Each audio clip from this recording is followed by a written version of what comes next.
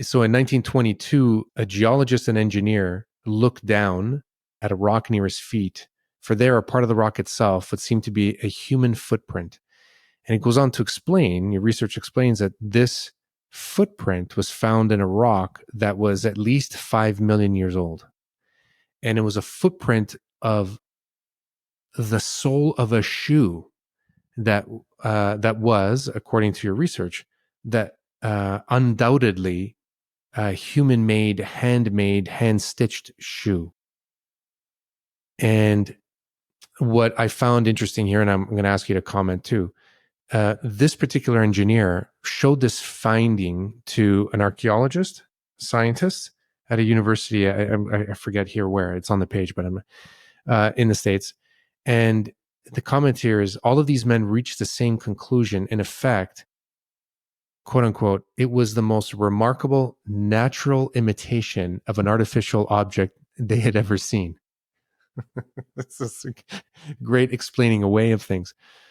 But it was recognized in a rock that as being far more than 5 million years old, when in fact they found it to be dated between 213 and 248 million years ago. I repeat for the listener, the sole of a shoe imprinted on a rock that at first was thought to be 5 million years, but maybe 200 million years ago. That's one of the more extreme anomalies. Most modern scientists would say that the first humans like us appeared less than 300,000 years ago on this planet. So to have evidence for a human presence going back tens of millions of years or even hundreds of millions of years is really pretty astonishing. But you'll notice in the presentation that you just read, that you read what the supporters of that idea that it was an extremely old footprint going back, or shoe print going back many millions of years. And there were those who thought, well, it looks pretty good, but it's actually just a natural formation that happens to resemble a shoe print. So I kind of give both sides and say that I'm inclined to accept it as being as old as claimed, because there are more details given in the report, namely that scientists examined the print under high magnification, and they could see, if you have a shoe sole, a leather shoe sole, usually it's sewn to the body of the shoe, and those thread marks were on the print, the shoe print. And under magnification, they could see the weaving of those threads. It's like, so there were quite detailed studies done of this object. And to me, on balance, I was inclined to accept it as being that old.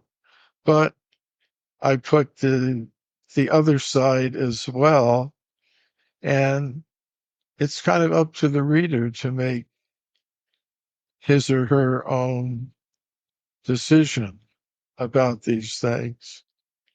I mean, I present my conclusions and what I think the fact is, but if somebody happens to read the book and say, oh, all very interesting, Mr. Cremo, but I'm not persuaded.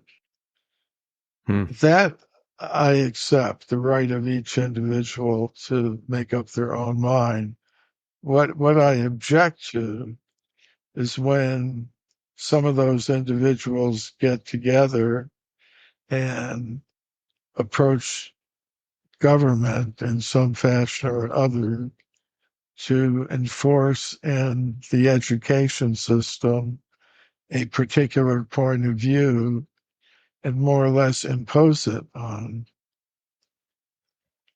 people. That's where I think it gets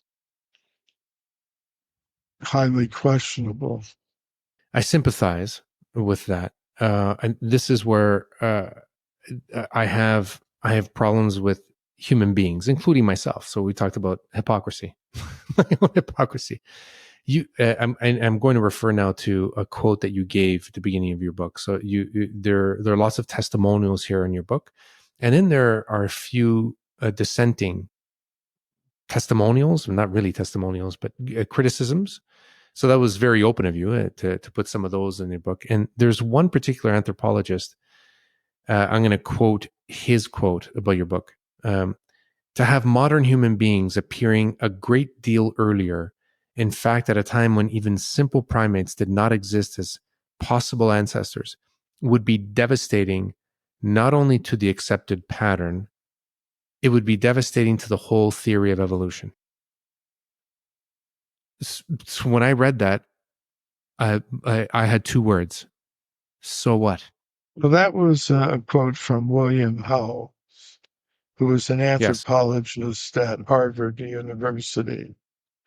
And he was one of the architects of the theory of human evolution that had developed and was dominant at the time the book was published, my book was published.